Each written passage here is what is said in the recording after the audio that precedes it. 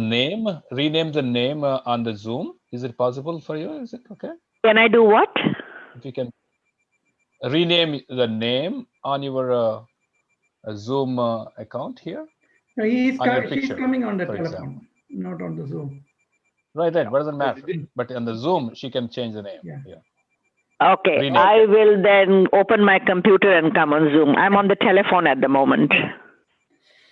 Okay, good My evening, name is not showing up? Yeah, we start. No, your number is showing. Good evening, everyone. Good evening. Distinguished guests and ladies and gentlemen. I'm Thomas Abraham, Chairman of GOPIO International.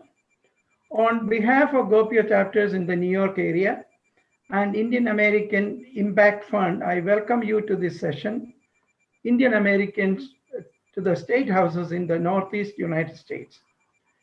GOPIO International is a pan-Indian community organization for NRIs and PIOs with over 100 chapters in 35 countries. It was formed in New York in 1989 when our Indian diaspora community was outside the political mainstream in most of the countries, except maybe Mauritius. In the US at that time, in the late 80s, we didn't even have a state representative or a state senator. We made some inroads in 1986 when President Reagan appointed Dr. Joy Cherian as a Equal Employment Opportunity Commission, as a commissioner. However, things started changing in the 1990s and in the turn of the millennium. Political appointments went way high under the Obama administration and continued under Trump administration. We now have a US Senator for Congressman and the biggest of all, a Black Indian American Democratic Vice Presidential candidate. Currently, there are about 24 Indian Americans running for state houses as representatives and state senators. But this session, we have limited this session to introduce all those candidates in the Northeast United States to the larger Indian American community. Hopefully, we will do one in the West Coast too soon. GOPIO-Manhattan took this initiative under the leadership of Shevendra Sofet, whom we will hear at the end of this session. He will conclude the meeting. I thank GOPIO International Coordinator for North America, Harbachan Singh, GOPIO New York President Beena Kothari, GOPIO Connecticut President Ashok Nichani, GOPIO Central Jersey President Kunal Mehta for their help.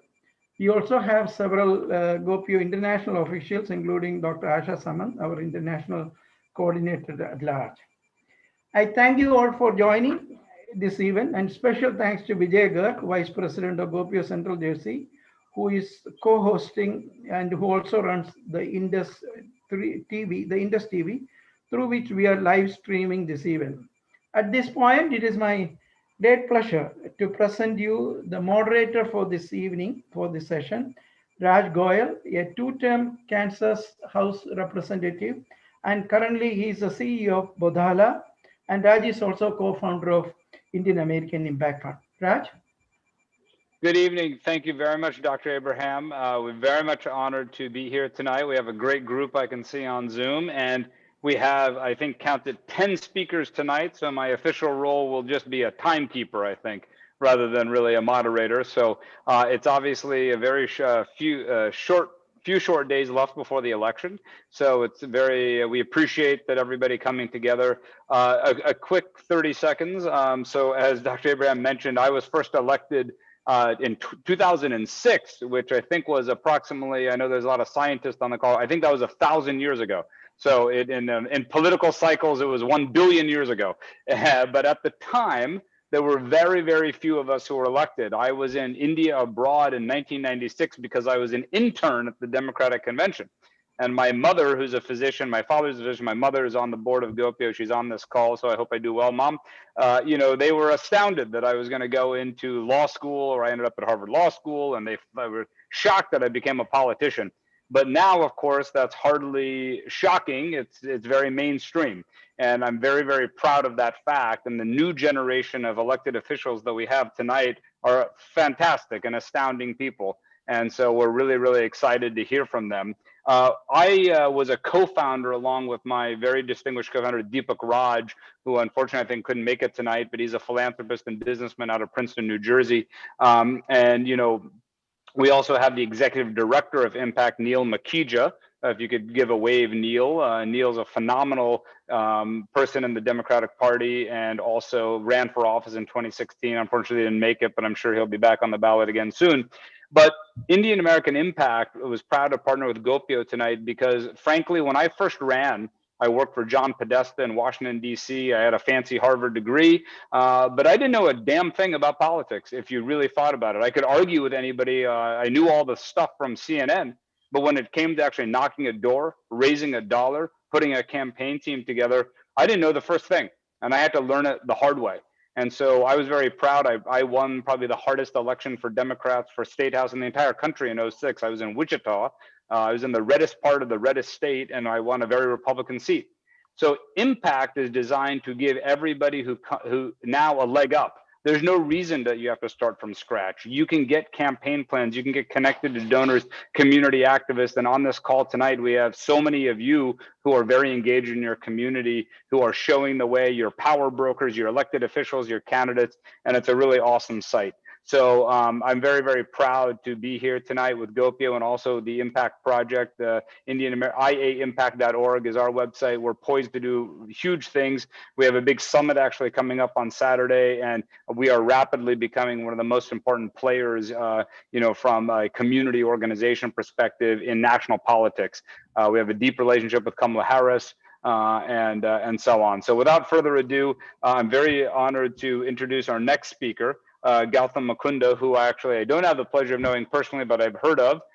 He's got all sorts of fancy Harvard degrees, but I think we're less interested in his credentials and more interested in his ideas. So Gautham, Dr. Makunda, the floor is yours.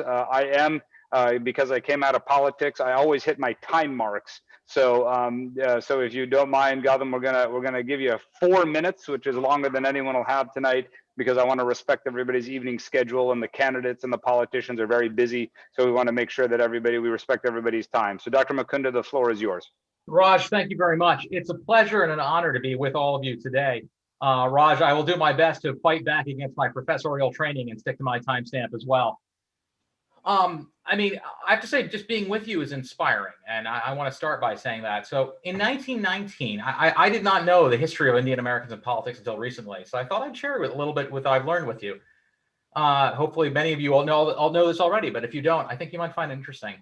In 1919, the Bhagat Singh, a U.S. Army veteran from the First World War, applied for and received American citizenship. After he received it, however, government attorneys sued to cancel his naturalization on the grounds that he was not a free white person and therefore was ineligible for citizenship. 4 years later, in 1923, the Supreme Court agreed. It found that no person of Indian origin could be a citizen, and it stripped Singh and 50 other Indian Americans of the citizenship they had already been given. That law was not changed until the Luce Celler Act of 1946. So until 1946, if you were an Indian, you could not be an Indian American. It was not allowed. The law said that it was not possible. We've come a long way. In 1957, Dalip Singh Sound was elected to the first of 3 terms as a member of Congress from California, of course. When I was growing up in Rockville, Maryland, my parents would point out when Kumar Barve, a member of the Maryland House of Delegates, every time he appeared in the Washington Post, they would make sure, yes, I see Raj recognizes that name. Every time he appeared in the Washington Post, my parents would make sure to call to my attention that an Indian was doing something like that. Because even then, even in the 1990s, it was remarkable to see a South Asian name in politics. It was extraordinary. Today, of course, the sight of an Indian American face in politics is so common that it took a South Asian on the presidential ticket to set a new high watermark for us and for our participation. We've counted overall, not at the moment, but total, 1 senator, 2 governors, 8 members of Congress, 10 mayors, and more than 100 state legislators who can count their ancestors back to the Indian subcontinent. Our presence in American politics is so well established, in fact, that I would consider myself a political junkie of the highest order. And I only recently learned that Sarah Gideon in Maine is half Indian, which tells you just how accepted we've become, that didn't even raise an eyebrow, that was just the case. And I'll just say that, that acceptance is extraordinary, but we should remember that all of that was made possible by the struggles of African Americans in the civil rights movement, who made a choice to blaze a path to freedom, not just for themselves, but for us as well. We walk where we walk because they walked before us, and we are here because of the sacrifices that they made to allow us to be there. I hope when we saw the funeral of John Lewis that spoke to everybody in that way. And in this moment in American history, and we see Black Lives Matter protests daily across the country, I think we owe it to remember that we could not be where we were if they had not worked so hard before us, and to make sure that we were included. So today, sadly, we see hostility to immigrants and to their children, given public sanction and encouragement in ways that have not been seen in this country in generations. It would be easy for us to feel that we are embattled as a community, that we face attacks the likes of which we never expected from people in positions that should give no harbor to such sentiments. I would say to all of you, if these are the times in which we live, then we are more than equal to them. That is the task of our moment, and some meeting it is something that we can all do. There is no better, and certainly no more American way to meet challenges like these than by running for office. I cannot imagine a better answer. And so it is a unique privilege for just someone who's just an academic like me, a theorist of politics, not an expert in it, to say that participating in politics or electoral politics is at the heart of what it is to be an American. So every one of you fills me with hope and with pride. In 1921, the Supreme Court held that the differences between white Americans and South Asians were so great that, quote, the great body of our people instinctively recognize it and reject the thought of assimilation. The American people have rejected that finding as emphatically as possible. They will do it again with every vote they cast for the people who speak here today. The people of the United States clearly believe, if I could slightly paraphrase Hamilton, that Indian immigrants and their children get the job done. Dr. Makunda, absolutely terrific. And you said you're just an academic. Well, I think you're obviously a very eloquent speaker as well. So I hope we see you on the ballot someday, or at least in appointed office. But very, very well done, and very much appreciated. As a former civil rights lawyer and a student of the civil rights movement, appreciate your comments about our brothers and sisters in other ethnic communities as well. Without further ado, to Connecticut State Rep Raghib Allie-Brennan, who I know is here and looking quite sharp in his I saw earlier on the Zoom. Representative, the floor is yours. You have 3 minutes. Tell us about yourself and how you're doing. Sure. Thank you for having me. I just came from another Zoom forum. It was a debate, so I'm hot off the press, So I'm Connecticut State Representative Raghib Allie-Brennan. I represent the 2nd District in Connecticut, which is my hometown of Bethel, parts of Danbury, Reading, and Newtown. I serve in the state legislature as the Energy and Technology Vice Chairman. My journey kind of started back in college. I went to Marymount Manhattan College, and I majored in international studies, but I took a course on natural disasters as part of my liberal arts education. I had to take a science course. And I was learning about Hurricane Katrina and how it was more of a man-made and federal disaster than it was a natural one. And that really spiked my interest in how can we affect policy and change when it comes to the environment, protecting our wetlands, and also just making sure that we're looking out for vulnerable communities. And so that just sent me down a path. I interned for the congressman from Connecticut, and then I went down to intern for the congressman from New Orleans in DC. And I became a policy advisor on energy environmental issues in the House of Representatives. And I served there for 4 years. I came back home. In 2016, I ran for office. I lost by 216 votes out of over 2,000. So it was out of over 12,000, sorry. So it was very close. My district leans to the right. I'm a Democrat. I ran again in 2018 and we kicked his butt. So I'm here now. But, my dad is an immigrant. He immigrated from Guyana. He met my mom. She's a blonde-haired, blue-eyed Queens Irish girl, and they had me. My parents really came from nothing, and they moved to Connecticut for a better life for us, to give us a better education and opportunities. And so it was always instilled in me to give back. And so I think that runs throughout, my dedication to public service. And I really do think, Dr. Makunda, what you say, we have to change those opinions by running for office, for being fearless and taking the chances. I'm also one of only 2 openly gay legislators in Connecticut. And so, you know, I really felt running in for that seat, the odds were stacked against me. And so you kind of have to be fearless and go for it. So I'm here now. You know, it took us a journey, but you learn a lot. And I do think you change people's minds and opinions about American Indians and Indian Americans, sorry, that's going to happen. And just, you know, other people by being present and being focused in the front. Well, Representative, thank you very much. Congratulations on your courageous journey. And a couple quick things I'll lift up. You know, you mentioned that you lost, but you stuck with it. I think if you notice, every great elected official has had that story where there's been a loss earlier in their career and they stuck with it. So kudos to you. We really appreciate that. So thank you for your time. If you're able to hang out, we'll have some discussion at the end, but we'll keep the program moving. I should say, by the way, somebody sent me a private chat. It might be a little confusing. I'm originally from Kansas, where I'm from, but and I was elected there. But I live in Tribeca, and I've been in New York. I'm a total New Yorker, and I've lived here for 10 years, and that's where I am now. Which is why I'm going to take moderator's prerogative to introduce the only elected South Asian in the New York legislature, State Senator Kevin Thomas, who is a surprise guest tonight. So if we can give you a couple minutes here, Senator, who's a good friend of mine and somebody who out of the blue sort of shocked the establishment by winning. And of course, we're going to add to your ranks here in New York. But Senator Thomas, the floor is yours. Thank you, Raj.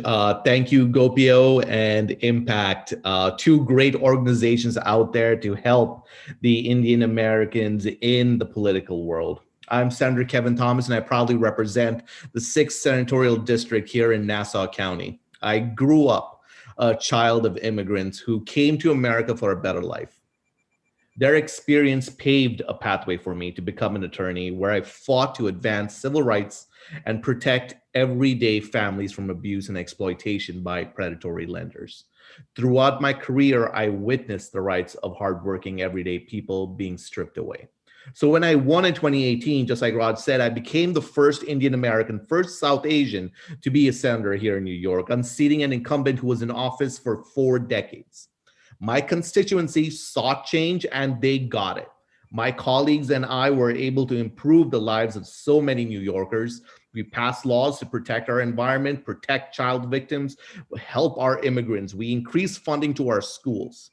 We improved our healthcare system. We funded programs for our veterans, protected our women's right to choose, eliminated barriers to voting, increased funding for our roads and bridges, protected our communities from gun violence. You get the picture. We chose to serve the people.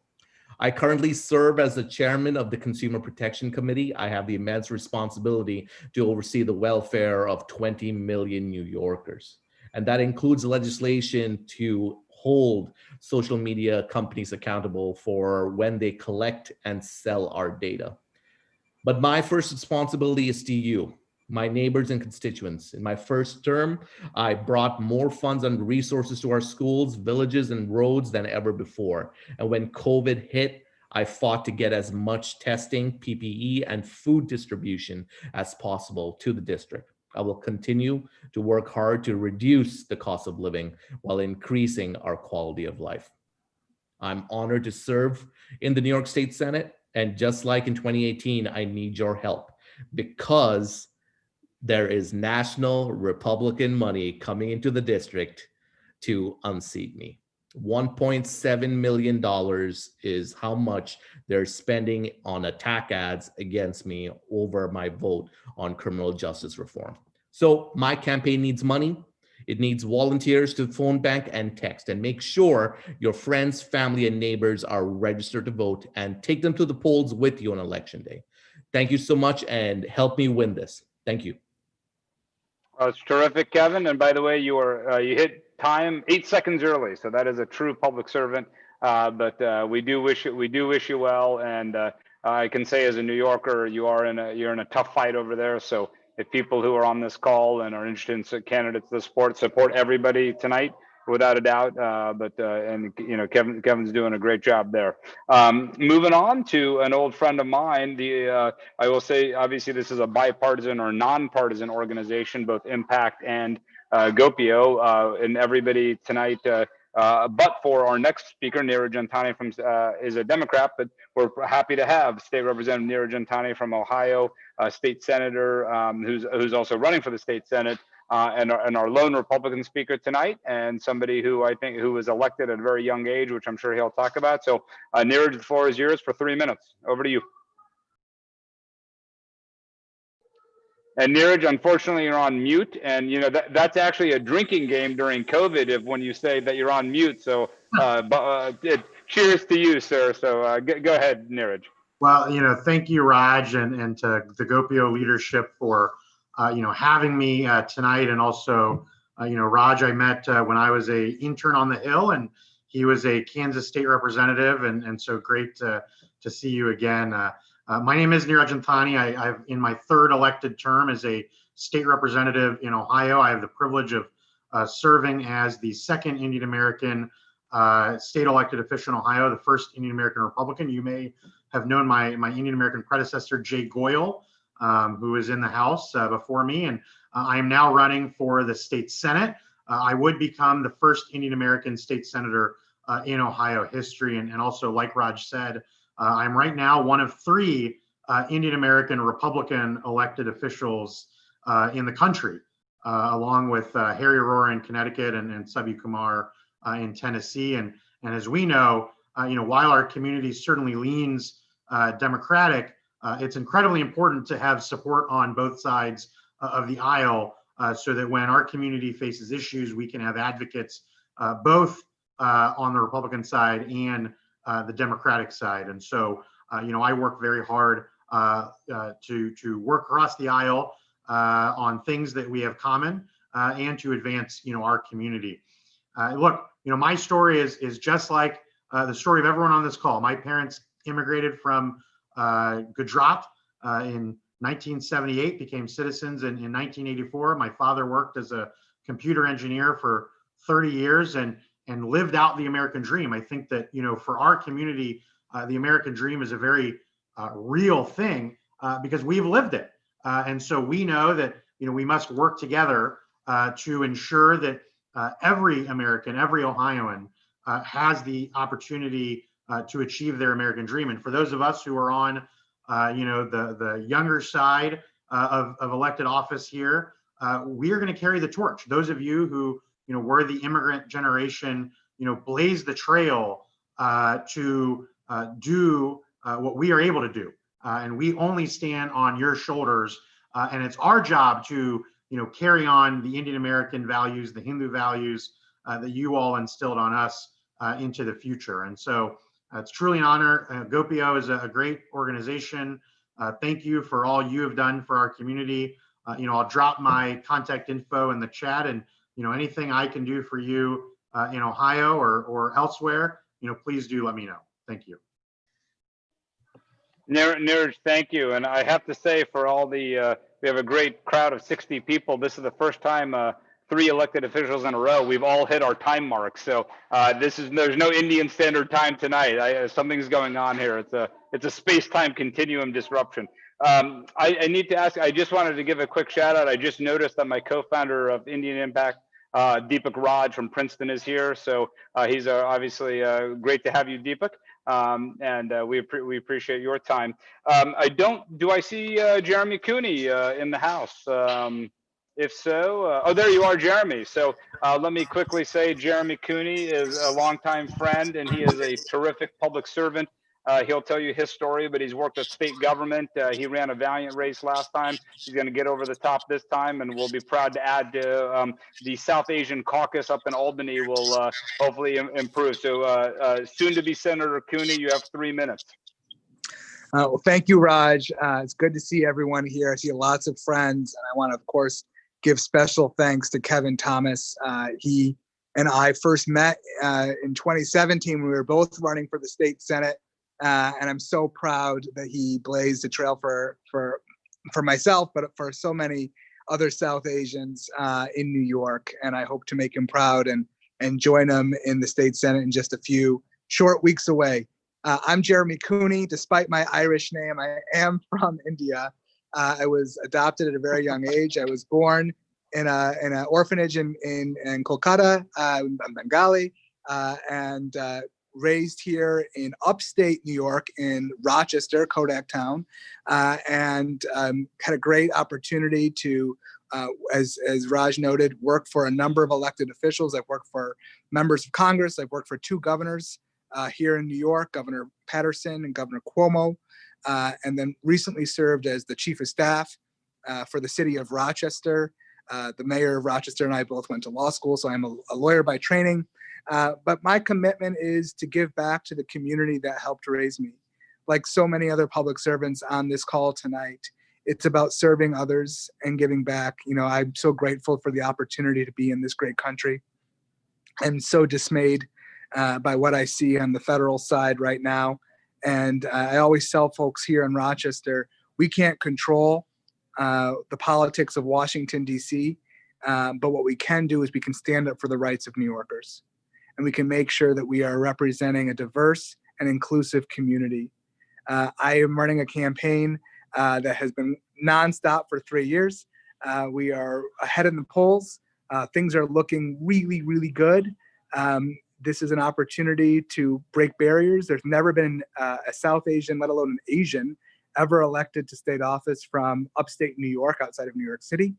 So we're pretty excited to join, hopefully, Senator Thomas and Senator Liu, who's Chinese, to have a little AAPI caucus in Albany. But listen, I wouldn't be able to do this without the support of folks like Raj and Deepak at Impact. Neil has been a tremendous support from Impact, and we actually did an event with Andrew Yang just last week. So we are really building our heritage, and we are looking forward to representing one of the fastest minority groups in this country, one of the most educated and business-oriented and scientific-minded minority groups in this country. And it's important that we have a voice at the highest level of government, whether it's Kamala Harris at the top of the ticket or those of us in state and local office. So thanks for being supporters, and thanks for learning a little more about myself. Thank you. Bye. Terrific. And can I did you all can I just see my nods? Did we lose Jeremy a little bit for the last on that audio? Okay. You are right, So sorry, Jeremy. last question was. Okay, great. And then can I see some nods? Is everybody still able to hear me? Can I just get some nods? Okay, thank you. So Jeremy, I could barely hear Jeremy. What he said was send him lots of money urgently, because it would only be the great irony that in New York, the second Indian American elected has an Irish name. I mean, could there be a greater American story than that? But we wish you very, very good luck, Jeremy. Thank you. I think we heard the bulk of your remarks, and you know, we do wish you the best. It's a great story. Our next speaker is Jennifer Raj Kumar, who sadly is stuck in a debate, but she's somebody I have actually known since 2010. In fact, when she was a very young, I mean, she must have been right out of college. She was at an event of the Indian American Leadership Initiative, which was one of the first generation organizations in the Indian American community, and it just goes to show how the momentum builds and the wave builds. That and she is very likely to be a state assemblywoman from New York, and so I'm sorry she couldn't be here tonight. She's a candidate in the 38th district and won a tough primary 2 months ago. So we miss you, Jennifer. So we have 4 more speakers, and then we'll get into some discussion. Our next is a state representative from the great state of New Hampshire, Gautham Makunda, and over to you, Gautham. The floor is yours for 3 minutes. Thank you to Gopi, and thank you to Impact. And I see some familiar faces: Keisha Ram, Niraj Antani, and Raj Mukherjee. This is my 5th term. I'm running for my seat as District 35, Hillsborough County, Nashua, New Hampshire. And I am a first-generation immigrant. I came to this country in 1985. And if somebody talked to me in 85, 86, my goal was to get my PhD in behavior and neurosciences, go back home, start a school for the autistic children, and work as a speech language pathologist back in India. Lo and behold, you know, here we are, 2020. I'm serving as a 5th term legislator, first Indian American to be elected in New Hampshire. All of you know New Hampshire is well known for its first in the nation primary.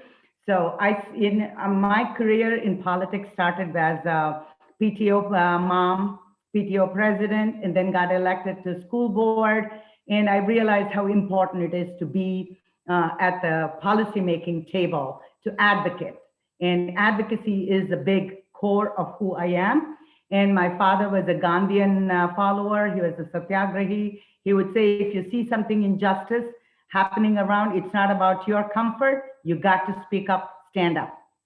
So that's who I am. And especially now, you know, when we go back, we have such a beautiful connection. The Indian culture, nonviolence movement. You know, Gandhi was inspired by Henry David Thoreau, who is very close to Massachusetts, where I am close to. And, you know, then Martin Luther King getting inspired by Gandhi. So it's a full circle. And now more recently, we had the satyagrahis like John Lewis, Cummings, Eliza Cummings, and most recently, RBG. Who could argue that, you know, anybody? So my biggest thing that I always talk to is, you know, I'm a woman, I'm brown, I'm first generation immigrant, I'm a Democrat, and I'm very vocal. So, you know, I don't hesitate. We do have, you know, New Hampshire has the largest, fourth largest House of Reps. So we are dime a dozen. And, you know, when you look at it, we have 400 of us. But how do you make, you know, nobody can miss to see who I am because I stand out. I'm comfortable in my skin, figuratively and literally. So I'm not willing to sacrifice my core values or shed my skin or my faith. So that has been my center. And I have stood, you know, we have hosted several events for presidential candidates. And, you know, more recently, Cory Booker stayed overnight. I had the distinct privilege and honor of making him Mysore masala dosa and rava upma for breakfast. So it is a very tough situation right now. I feel it, I hear it. I have been in New Hampshire for 30 plus years, and some of my colleagues have said to me, go back if you think so highly of what India offers. Why are you here? Go back to where you come from.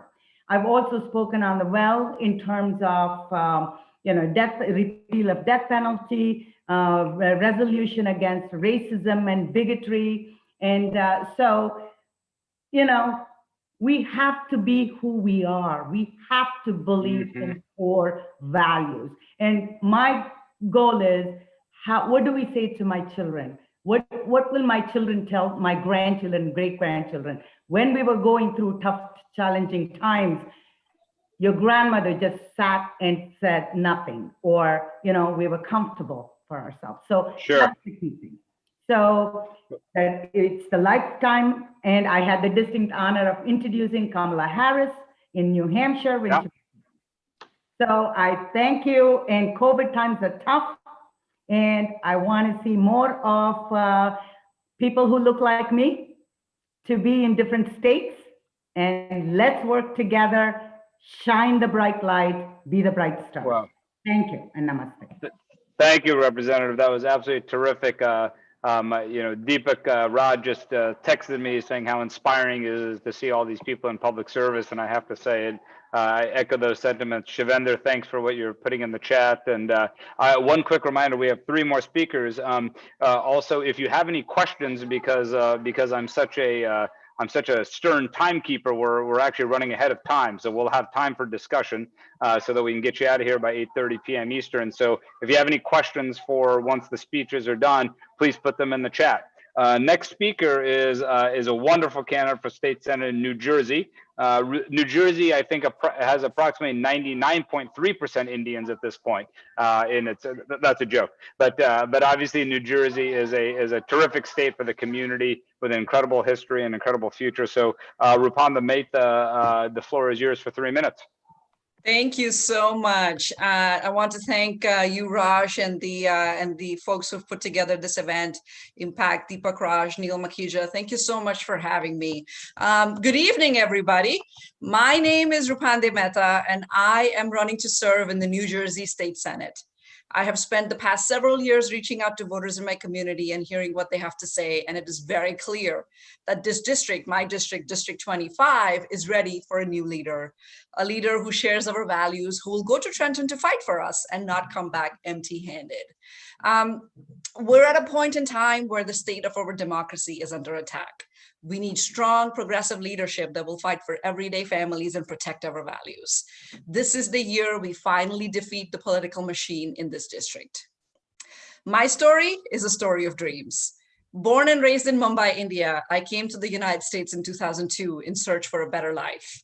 Leaving behind a life of vehement abuse, I came searching for freedom and a chance at survival. After getting my MBA in 2004, I came to New York and started working in the corporate sector. Shortly thereafter, I met my husband, a Canadian man born to Jamaican parents, and we got married. In 2012, our only daughter, Sophie, was born. And in 2017, I became a proud American citizen. In 2018, I ran for a county office here in New Jersey, which is called the Freeholder, and came within 2 points of winning. I am running because I believe representation matters. Simple. Across the country, everyone is trying to elect firsts. New Jersey is a state with the third highest South Asian population, not quite at 99, but getting there. Yet if elected this November, I will become the first South Asian woman ever elected to the New Jersey legislature. It's 2020. It's about time we elect people that represent us, that look like us, and share our values. When I look at the current state of our legislature, I see a lack of women, a lack of members who are working to change the status quo and are willing to fight for progressive values. This is why I'm running. Now more than ever, I'm ready to take on the political machine in this district. It is time to oust the most conservative member of the state legislature. Just this year, as our nation faces such unprecedented times, we watched as my opponent failed our community yet again. He ran around the state mocking basic science, not wearing a mask, and calling to open the state up with no regard for public safety and the countless New Jerseyans tragically lost to COVID-19. I'm running to stand up for New Jersey families from all walks of life. And if elected this November, I will work with both sides of the aisle to ensure that I fight for all constituents. This is not about Democrat or Republican. This is about sensible leadership. It's about survival. It's about an independent voice who will not sacrifice any more lives, who will listen to data and science. We deserve a leader who will fight for us every day, who will be accessible to us, and who will lead with common sense. With your support this November, I hope to be that leader. Thank you once again. And to know more about my campaign, please visit my website, www.rupandemehta.com. I'd also like to give out a very special shout out to Assemblyman Raj Mukherjee, who's here on this call, and Senator Vin Gopal, my dear friend, for all their help with my campaign. Thank you very much and have a nice evening. Great job, Rupande. We really appreciate it. Obviously, everyone rooting for you. It's a historic race, and GOPIO and Impact have been watching it very carefully, so thank you. We have two more great speakers, and as Rupande just mentioned, State Rep Raj Mukherjee, a great public servant and a trailblazer in New Jersey, is next. So Raj, over to you for a few minutes. Sure. I mean, my story's simple. I just want to grow up to be like Deepak Raj and Raj Goyle. Actually, I'm so gratified by the other speakers this evening, you know, and it's premature to say that we've arrived, but at least we're getting there.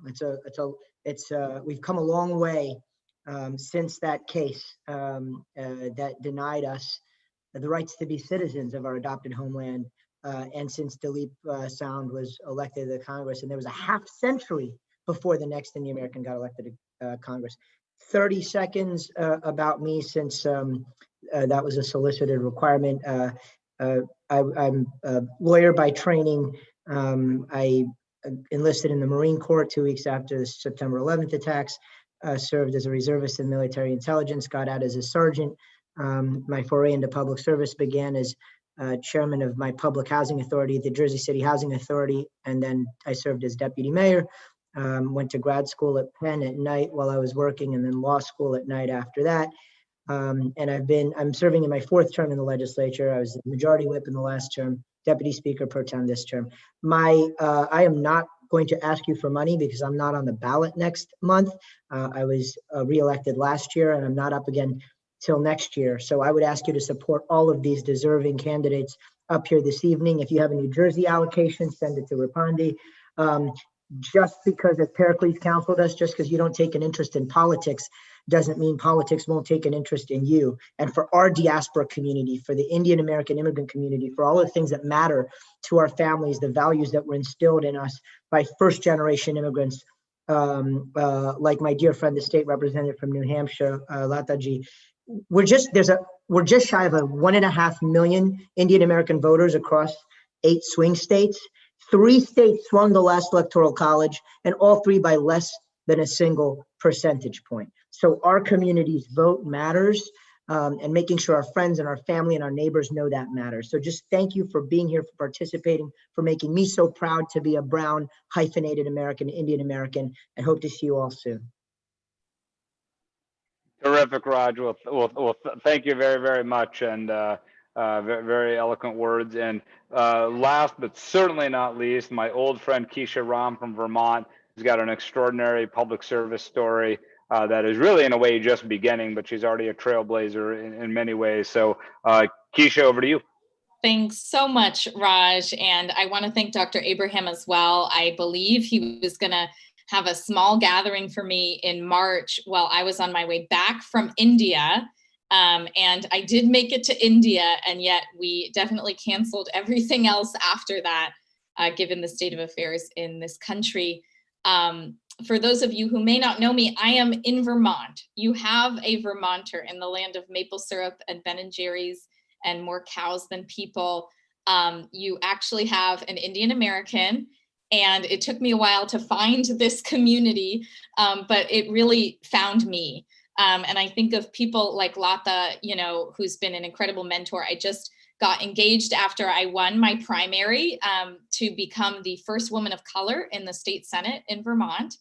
And I went to get my wedding dress in Nashua, New Hampshire, and went and had idlis with Lataji and my future mother-in-law. So you have to know, if you don't, we're a family. We take care of each other wherever we are in the country. And that has been just an incredible gift to me up here in a very cold and isolated place, to know that you all are behind me. It has kept me going, and similar to some of our other speakers and the original theme, I served 8 years in the House of Representatives in Vermont in my entire time in my 20s. So I was 21 to 29 when I served, and then I ran for lieutenant governor. And I have a name no one can pronounce.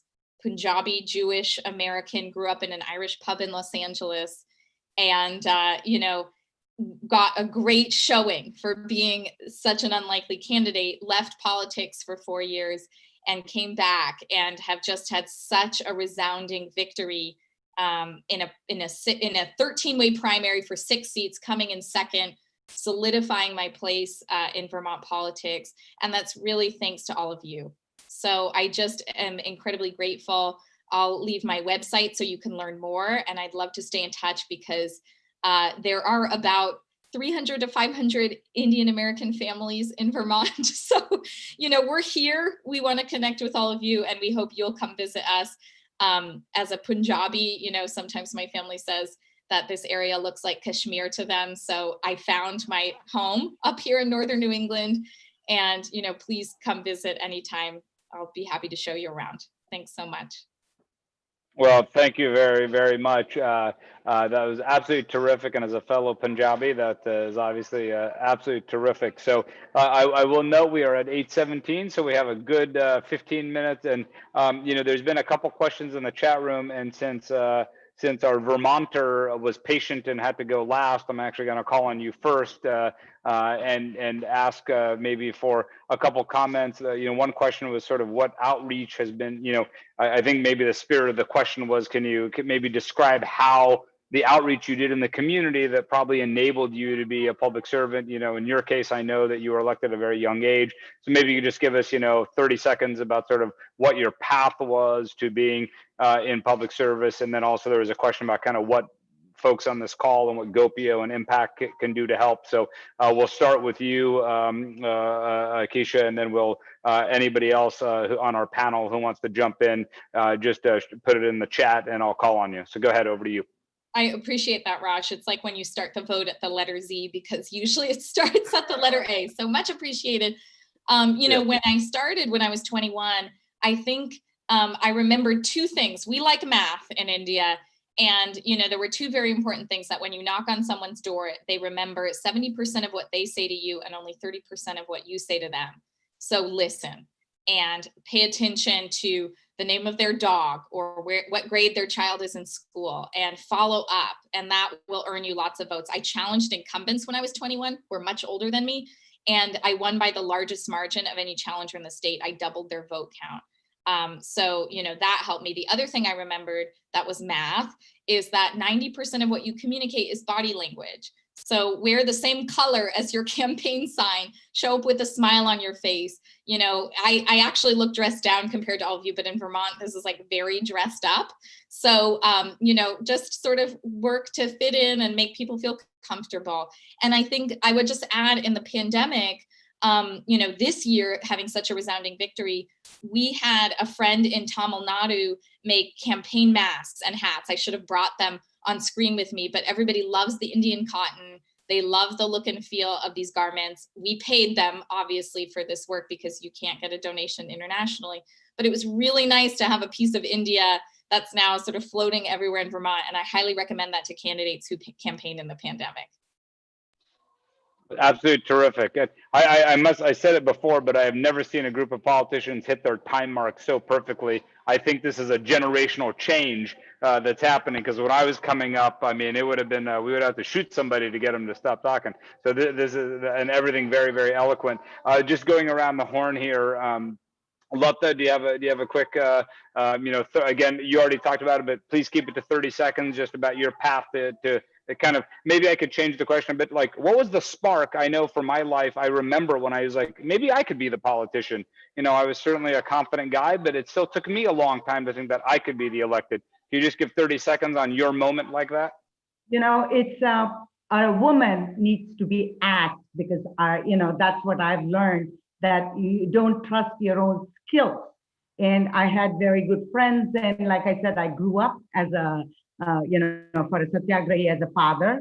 So when a friend of mine who was across the street, lived across the street, was a state rep, would ask me to participate in holding the sign. And one of the senators asked, hey, there's an opening in a state rep. And she said, can you run for it? I want you to run. I said, Betty, why me? Do you think I can do it? Absolutely. If anybody can do it, you can do it.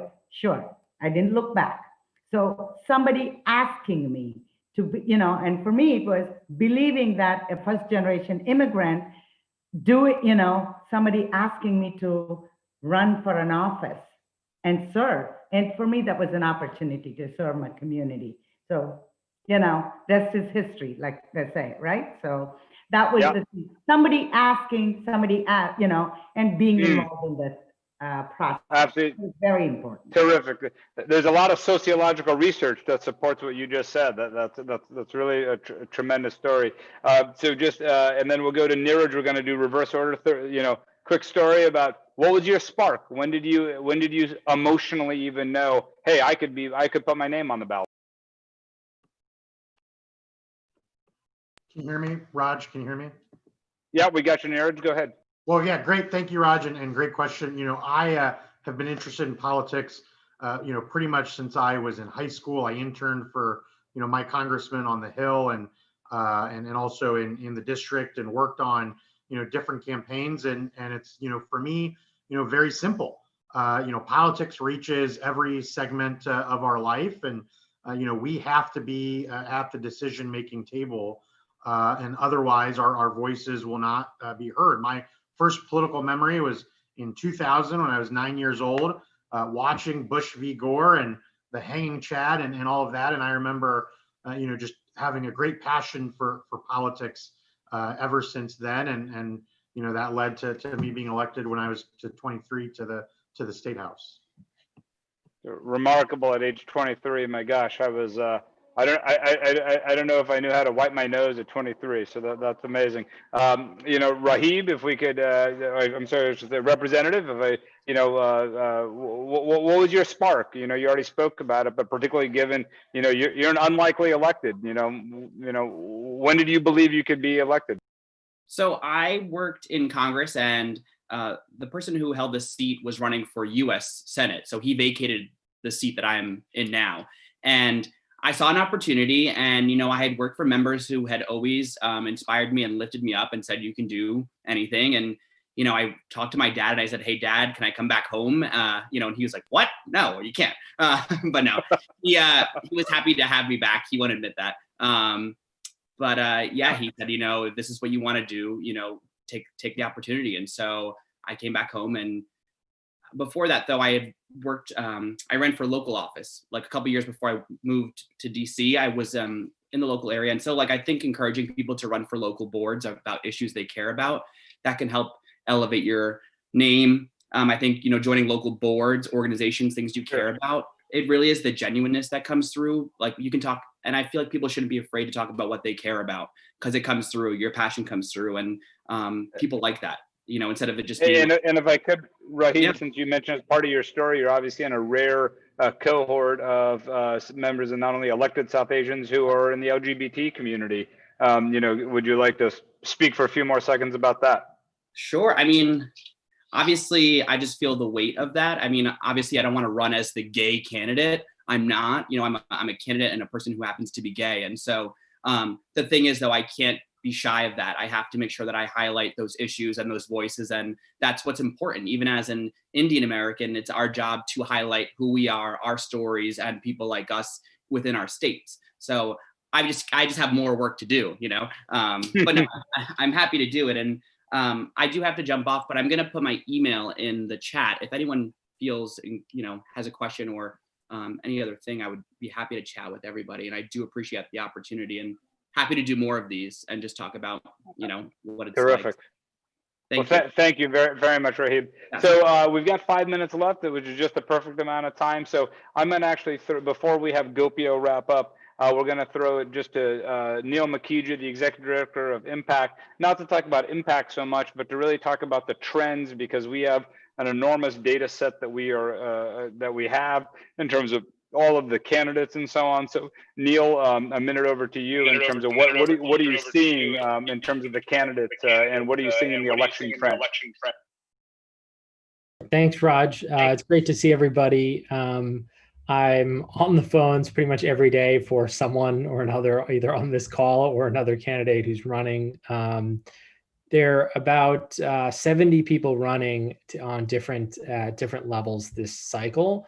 And I think what's extraordinary is that it's not in the places that you might expect. So, when I was growing up, there were really only, a few communities that we thought of as Indian American, like, Edison, New Jersey, or Jackson Heights, or, in the Silicon Valley eventually. But we're seeing people win and get elected for the first time in, and even our statewide, North Carolina, Texas, where there's a, very fast growing Indian American community, Arizona, Pennsylvania, we're electing our first state senator and hopefully first statewide official.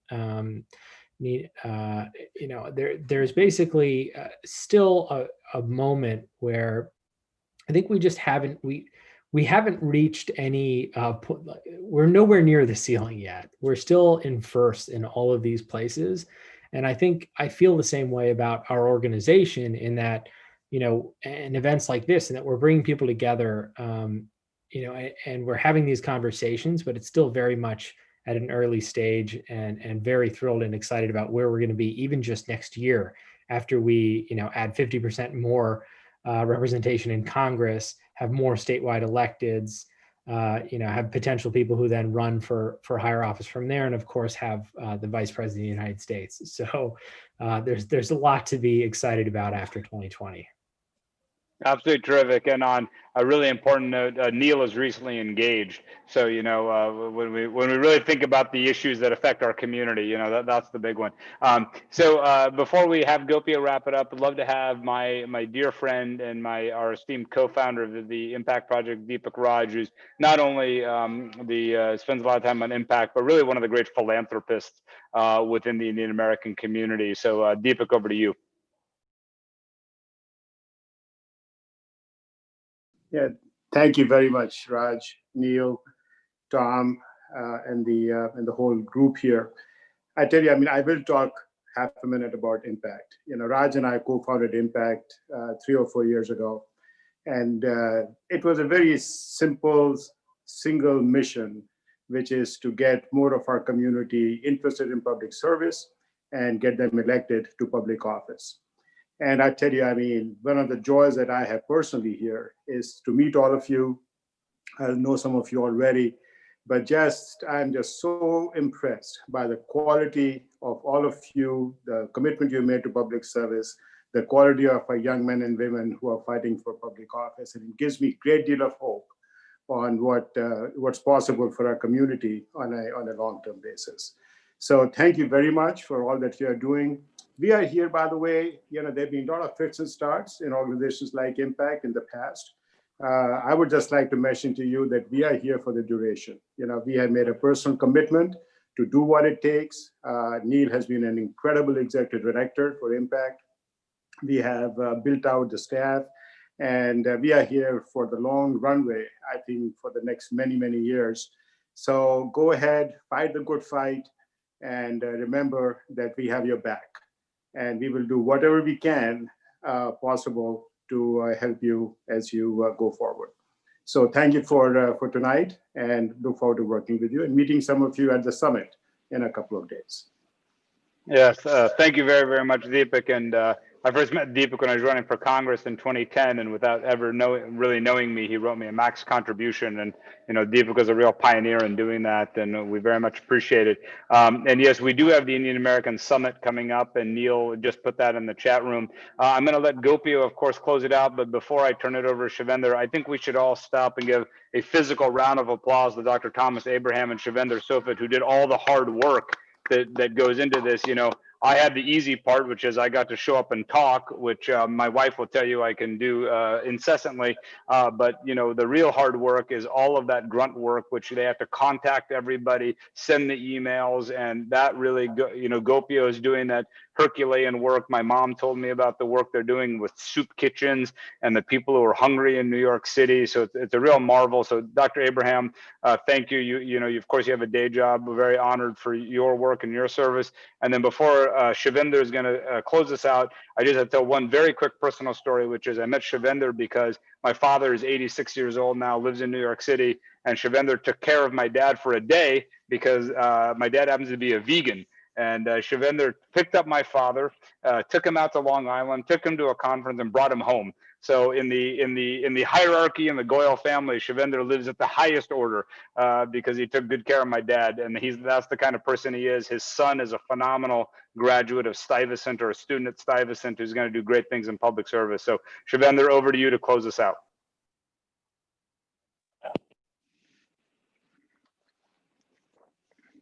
Thank you, Raj. Thank you for your. Can you hear me?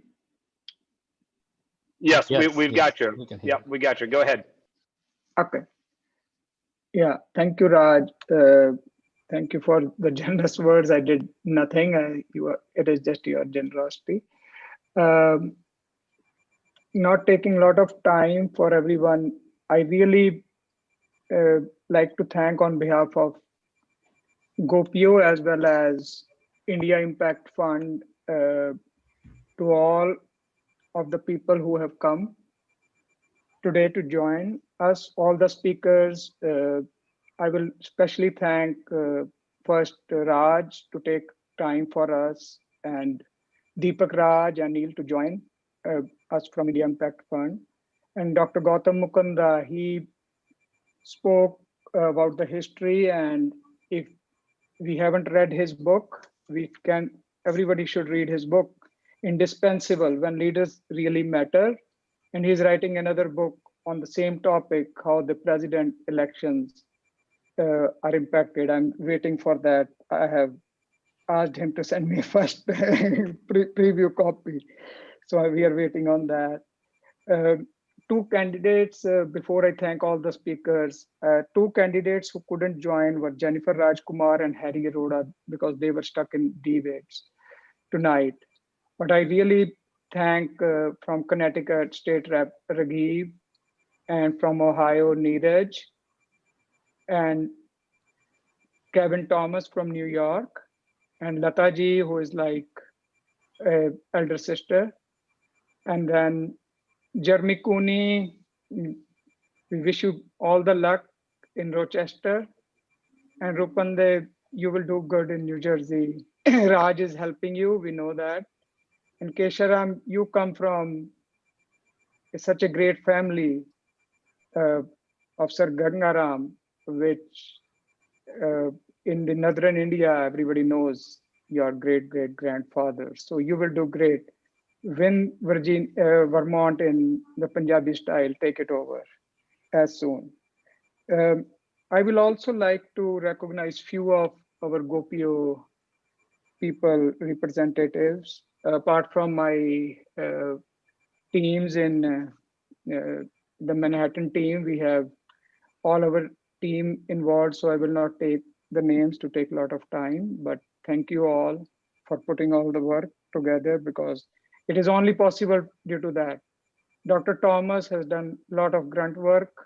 I have been more of a coordinator kind, but Lisa and Professor Rajshekhar and Bhavya said they have worked a lot on this. I really thank them. From GOPIO International, we have the Associate Secretary Jaswant Modi and International Media Chair Nami Kaurji and International Treasurer Keval Kanda. Thank you for helping us with this. We would like to do, Raj, more things with the Impact Fund to see how we can do some more such events on a bigger scale. This we just did for Northeastern, and we kept it for the states. We would like to do it for based on a Pan-America basis on that. My other thing which I will encourage, we have all spoken, there were a few questions which we couldn't take due to time, is that why we are just harping on India, India, India, but I believe most of our candidates are not on that India specific. And then there was one question on the CA issue, which is ticklish. I think we can take it at some time.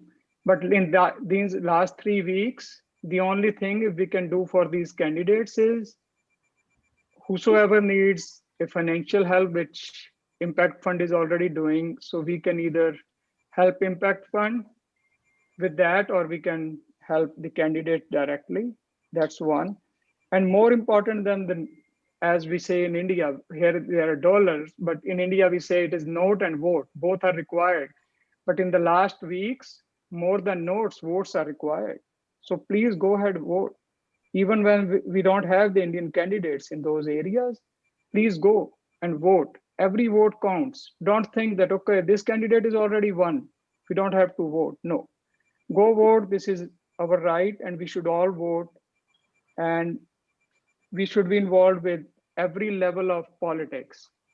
And next year, we are going to have this New York City mayor elections and city council.